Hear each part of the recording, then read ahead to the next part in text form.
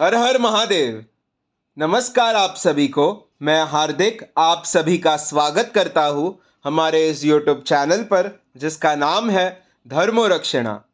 अनंत काल से सनातन धर्म अपने इतिहास और उसकी विशेषताओं के लिए जग प्रसिद्ध है। हम आपके लिए सनातन धर्म से जुड़े साहित्य, विज्ञान, देवी देवताओं के महात्म्य और अन्य शास्त्र जो हमारे ऋषि मुनियों द्वारा रचित अथवा लिखित है, उन सभी की जानकारी आपके लिए यहाँ प्रस्तुत करेंगे। इस कलयुग में हर एक तक हमारे प्राचीन ग्रंथ, वेद, पुराण, उपनिषद और अन्य साहित्यों के विषय में रोचक जानकारी हम आपके लिए यहाँ प्रस्तुत करेंगे। आशा करते हैं हमें आपका सकारात्मक प्रतिसाद मिलता रहेगा। हर हर महादेव। श्री रुद्र संहिता द्वितीय खंड छठा अध्याय संध्या की तपस्या। ब्रह्मा जी बोले, हे महाप्राज्ञ नारद, तपस्या की विधि बताकर जब वशिष्ठ जी चले गए तब संध्या आसन लगाकर कठोर तप शुरू करने लगी। वशिष्ठ जी द्वारा बताए गए विधान एवं मंत्र द्वारा संध्या ने भगवान शिव की आराधना करनी आरंभ कर दी। उसने अपना मन शिव भक्ति में लगा दिया और एकाग्र होकर तपस्या में मग्न हो गई। तपस्या करते करते 4 युग बीत गए। तब भगवान शिव प्रसन्न हुए और संध्या को अपने स्वरूप के दर्शन दिए, जिसका चिंतन संध्या द्वारा किया गया था। भगवान का मुख प्रसन्न था, उनके स्वरूप से शांति बरस रही थी। संध्या के मन में विचार आया कि मैं महादेव की स्तुति कैसे करूं। इसी सोच में संध्या ने नेत्र बंद कर लिए। भगवान शिव ने संध्या के हृदय में प्रवेश कर उसे दिव्य ज्ञान दिया, साथ ही दिव्य वाणी और दिव्य दृष्टि भी प्रदान की। संध्या ने प्रसन्न मन से भगवान शिव की स्तुति की। संध्या बोली, हे निराकार परम ज्ञानी लोकस्त्रष्टा भगवान शिव, मैं आपको नमस्कार करती हूँ, जो शांत, निर्मल, निर्विकार और ज्ञान के स्रोत है, जो प्रकाश को प्रकाशित करते हैं। उन भगवान शिव को मैं प्रणाम करती हूँ, जिनका रूप अद्वितीय, शुद्ध, माया रहित, प्रकाशमान, सच्चिदानंदमय, नित्यानंदमय, सत्य, ऐश्वर्य से युक्त तथा लक्ष्मी और सुख देने वाला है। उन परमपिता परमेश्वर को मेरा नमस्कार है, जो सत्व प्रधान, ध्यान योग्य, आत्मस्वरूप, सारभूत, सबको पार लगाने वाला तथा परम पवित्र उन प्रभु को मेरा प्रणाम है। भगवान शिव, आपका स्वरूप शुद्ध, मनोहर, रत्नमय, आभूषणों से अलंकृत एवं कपूर के समान है। आपके हाथों में डमरू, रुद्राक्ष और त्रिशूल शोभा पाते हैं।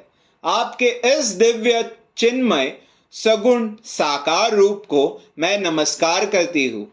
आकाश, पृथ्वी, दिशाएं, जल, तेज और काल सभी आपके रूप है।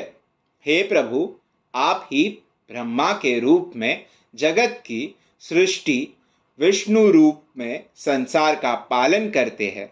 आप ही रुद्र रूप धरकर संहार करते हैं। जिनके चरणों में पृथ्वी तथा अन्य शरीर से सारी दिशाएं, सूर्य, चंद्रमा एवं अन्य देवता प्रकट हुए हैं, जिनकी नाभि से अंतरिक्ष का निर्माण हुआ है, वे ही सद्ब्रह्म तथा परब्रह्म है। आपसे ही सारे जगत की उत्पत्ति हुई है, जिनके स्वरूप और गुणों का वर्णन स्वयं ब्रह्मा विष्णु भी नहीं कर सकते।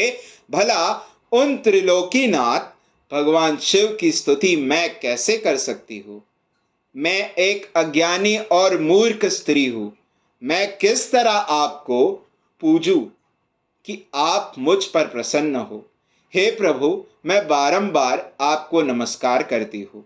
ब्रह्मा जी बोले, नारद, संध्या द्वारा कहे गए वचनों से भगवान शिव बहुत प्रसन्न हुए। उसकी स्तुति ने उन्हें द्रवित कर दिया भगवान शिव बोले, हे देवी, मैं तुम्हारी तपस्या से बहुत प्रसन्न हूँ, अतः तुम्हारी जो इच्छा हो वह वर मांगो, तुम्हारी इच्छा मैं अवश्य पूर्ण करूंगा। भगवान शिव के ये वचन सुनकर संध्या खुशी से उन्हें बार बार प्रणाम करती हुई बोली, हे महेश्वर, यदि आप मुझ पर प्रसन्न होकर कोई वर देना चाहते हैं और यदि मैं अपने पूर्व पापों से शुद्ध हो गई हूं, तो हे महेश्वर, हे देवेश, आप मुझे वरदान दीजिए कि आकाश, पृथ्वी और किसी भी स्थान में रहने वाले जो भी प्राणी इस संसार में जन्म ले, वे जन्म लेते ही काम भाव से युक्त ना हो जाए। हे प्रभु, मेरे पति भी सुहृदय और मित्र के समान हो और अधिक कामी न हो।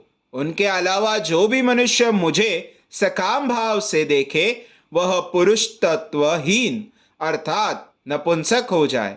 हे प्रभु, मुझे यह वरदान भी दीजिए कि मेरे समान विख्यात और परम तपस्विनी तीनों लोकों में और कोई न हो।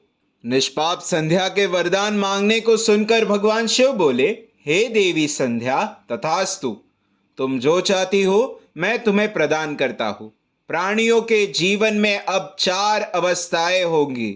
पहली शैशव अवस्था, दूसरी कौमार्य अवस्था, तीसरी यौवनावस्था और चौथी वृद्धावस्था। तीसरी अवस्था अर्थात यौवनावस्था में ही मनुष्य सकाम होगा। कहीं कहीं दूसरी अवस्था के अंत में भी प्राणी सकाम हो सकते हैं। तुम्हारी तपस्या से प्रसन्न होकर ही मैंने यह मर्यादा निर्धारित की है। तुम परम सती होगी और तुम्हारे पति के अतिरिक्त जो भी मनुष्य तुम्हें सकाम भाव से देखेगा वह तुरंत पुरुष तत्वहीन हो जाएगा। तुम्हारा पति महान तपस्वी होगा जो कि 7 कल्पों तक जीवित रहेगा। इस प्रकार मैंने तुम्हारे द्वारा मांगे गए दोनों वरदान तुम्हें प्रदान कर दिए हैं। अब मैं तुम्हें तुम्हारी प्रतिज्ञा को पूर्ण करने का साधन बताता हूँ। तुमने अग्नि में अपना शरीर त्यागने की प्रतिज्ञा की थी। मुनिवर मेधातिथि का एक यज्ञ चल रहा है जो कि 12 वर्षों तक चलेगा। उसमें अग्नि बड़े जोरों से जल रही है। तुम उसी अग्नि में अपना शरीर त्याग दो। चंद्रभागा नदी के तट पर ही तपस्वियों का आश्रम है जहां महायज्ञ हो रहा है। तुम उसी अग्नि से प्रकट होकर मेधातिथि की पुत्री होगी। अपने मन में जिस पुरुष की इच्छा करके तुम शरीर त्यागोगी वही पुरुष तुम्हें पति रूप में प्राप्त होगा। संध्या, जब तुम इस पर्वत पर तपस्या कर रही थी तब त्रेता युग में प्रजापति दक्ष की बहुत सी कन्याएं हुई। उनमें से 27 कन्याओं का विवाह उन्होंने चंद्रमा से कर दिया। चंद्रमा उन सब को छोड़कर केवल रोहिणी से प्रेम करते थे। तब दक्ष ने क्रोधित होकर उन्हें शाप दे दिया। चंद्रमा को शाप से मुक्त कराने के लिए उन्होंने चंद्रभागा नदी की रचना की। उसी समय मेधातिथि यहाँ उपस्थित हुए थे। उनके समान कोई तपस्वी न होगा। उन्हीं का ज्योतिष्टोम नामक यज्ञ चल रहा है जिसमें अग्निदेव प्रज्वलित है। तुम उसी आग में अपना शरीर डालकर पवित्र हो जाओ और अपनी प्रतिज्ञा पूरी करो। इस प्रकार उपदेश देकर भगवान शिव वहां से अंतर्धान हो गए। अध्याय 6 समाप्त। हमारे कार्य की सराहना करते हुए हमारे इस YouTube चैनल को सब्सक्राइब करें, शेयर करें और लाइक करें। हमारे कार्य मानव जाति के हित हेतु अधिकांश मानव जाति तक पहुंचाने के लिए हमारी सहायता करें। भविष्य में हमारे सनातन धर्म के विषय में जानकारी प्राप्त करने हेतु हमारे साथ यहाँ बने रहिए हमारे इस YouTube चैनल पर, जिसका नाम है धर्मो रक्षणा। धर्मो रक्षति रक्षितः। हर हर महादेव।